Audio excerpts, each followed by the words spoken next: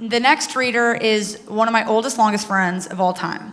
Her name is Clementine Wolodarsky, and she and I went to elementary school together, and we became good friends in 5th grade when neither of us got there was this 5th grade interest it was called an interest project, and I guess everyone who we maybe wanted to do the project with already picked other people, so we were left as stragglers. And then we paired up, and we both wanted to do an interest project on the Beatles. So that's when we became friends. And she lives in London now, and she's a writer. She's my favorite writer. She's one of my favorite writers of all time. And she's living in London with her husband. She just got married, and she's doing archival work for Wes Anderson, which is pretty cool, but there's other cooler things about her to me. But yeah, everyone, if you could turn your attention here, without further ado, Clementine.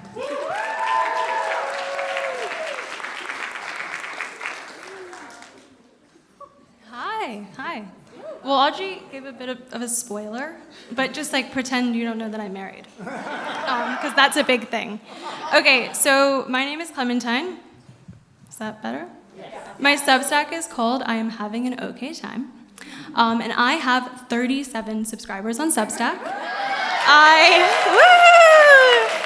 I used to have 38, but somebody unsubscribed. It was my friend Augusta, and she told me it was an accident, but she did not resubscribe. I'm from Los Angeles, but I've lived in England for the past 4 years, and 3 of those years were in the city called Norwich. I moved to Norwich in 2021 because I got accepted into a creative writing MA. Oops, sorry, I have to look at my nose.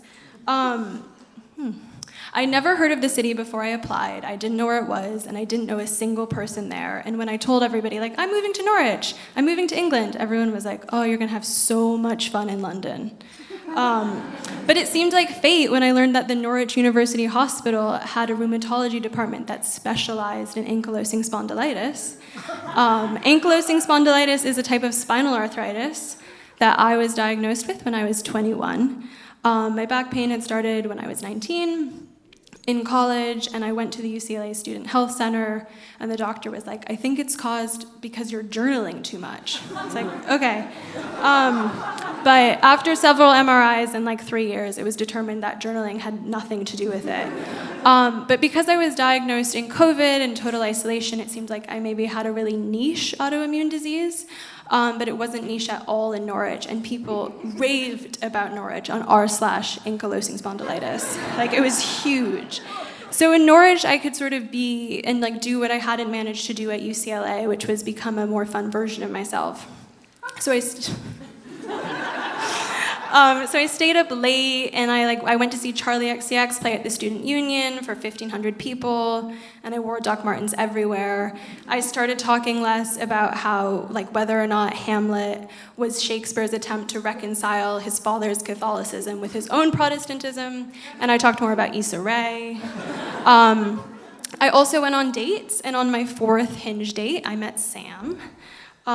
He responded to my prompt where I said, I know the best place in town for ghosts. He said where, and I said everywhere. And he asked me to go for a drink, and I wore a big orange-pink coat with pointy collars, and he told me I looked like Professor Umbridge.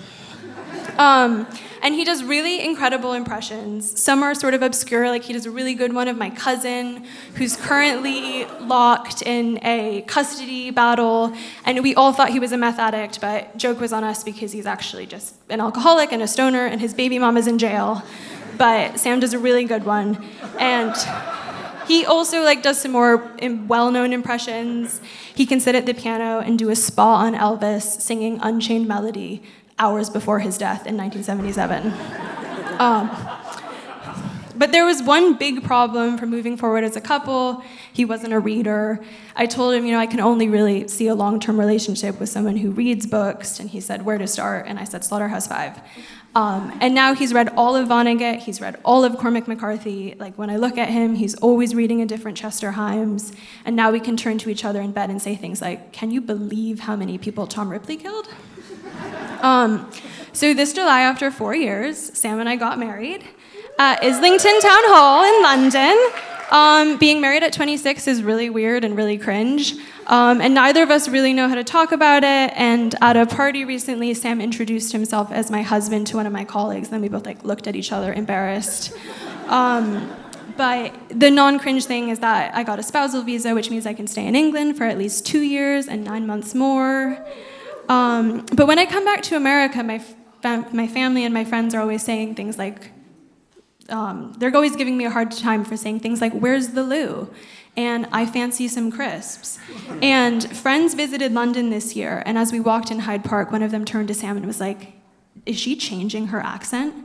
And Sam looked at him blankly and was like, "No, she sounds very American."